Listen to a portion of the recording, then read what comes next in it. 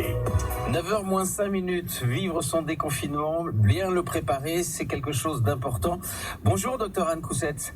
Bonjour. Vous êtes le médecin directeur de Santé Service Bayonne Région. Qu'est-ce que c'est Santé Service Bayonne et Région ? En fait, c'est une association à but non lucratif qui a été créée il y a 51 ans, en 1968, pour accompagner les patients en fin de vie à domicile. Donc en fait, actuellement, 50 ans après, nous avons un service d'hospitalisation à domicile, donc c'est l'hôpital au domicile.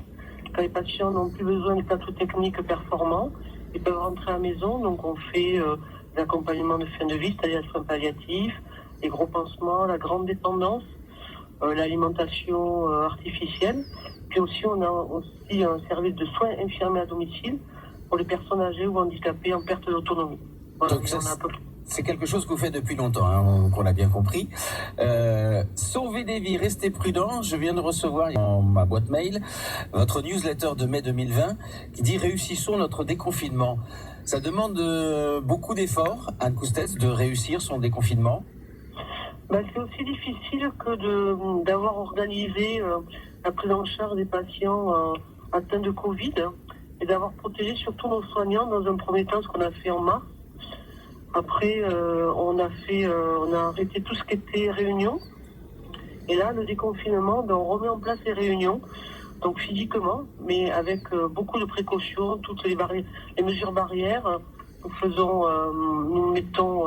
commençons les réunions cette semaine, aujourd'hui justement, mais avec la moitié de l'équipe. Parce qu'on ne peut pas être plus de 10 dans une grande salle pour éviter les contaminations.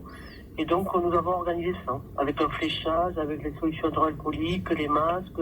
Et nous, on est tous masqués de toute façon depuis mi-mars. Voilà, ça a été une dure bataille d'avoir des masques, mais bon, on y est arrivé. Voilà, donc les équipes, elles ont besoin de se voir, de parler des malades, de faire des projets pour les malades. Donc, on avait fait des réunions par conférence téléphonique. Et là, il était temps qu'elles se retrouvent, même si c'est la moitié de l'équipe, pour pouvoir justement garder ce lien. Puisqu'elles sont seules au domicile, donc elles ont vraiment besoin de l'équipe et le présentiel, c'est quand même mieux que la conférence téléphonique. Évidemment, surtout que c'est au cœur de votre métier, généralement. Ce qui m'a intéressé, et puis le pourquoi vous êtes là ce matin, c'est aussi que, bon, certes, ce sont des conseils pour les soignants, mais ils valent pour nous parce que quand on se promène, quand on va faire ses courses, on s'aperçoit que la plupart de nos concitoyens ont des masques, mais parfois les masques, ils sont mis un peu n'importe comment. Par exemple, vous donnez des conseils pour bien mettre son masque. Comment on met bien un masque, Anne Coussette ? Alors, on met bien le masque, il faut que le masque il soit étanche. Je parle du masque chirurgical, je ne parle pas du FFP2. Donc, il faut qu'il soit étanche. Donc, il faut mettre le masque sur le nez, bien serrer la petite languette. Et puis après, bien dérouler vers le bas pour que ça protège le menton au niveau des joues. Et voilà.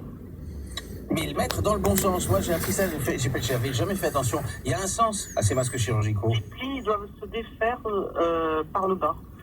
Il faut que ça soit du haut vers le bas. Voilà. Bien surtout couvrir le menton. Il ne faut pas qu'il y ait d'air qui rentre, si vous voulez. L'air, vous l'avez à travers le papier que constitue le masque. Et après, il faut qu'il y ait une étanchéité complète du masque. Et ça, dans les magasins, on voit parfois que c'est pas le cas. Donc, sur le site de Santé Service Bayonne Région, on va pouvoir trouver tout un tas de petits conseils qui vont pour tout le monde, avec des petites vidéos explicatives, des petits jeux également, des petits quiz. Et ça peut servir à tout le monde. Merci Anne Coussette d'être passée nous voir. Santé Service, alors service au singulier, tout attaché, santéservicebayonne.fr. Et là, vous allez apprendre beaucoup de choses. Merci Anne Coussette. Merci à vous, bonne journée. En résumé, si vous voulez vous protéger contre les infections transmises dans l'air, portez un masque de protection respiratoire et ajustez-le bien. Sinon, c'est comme une passoire, ça sert à rien. France Bleu.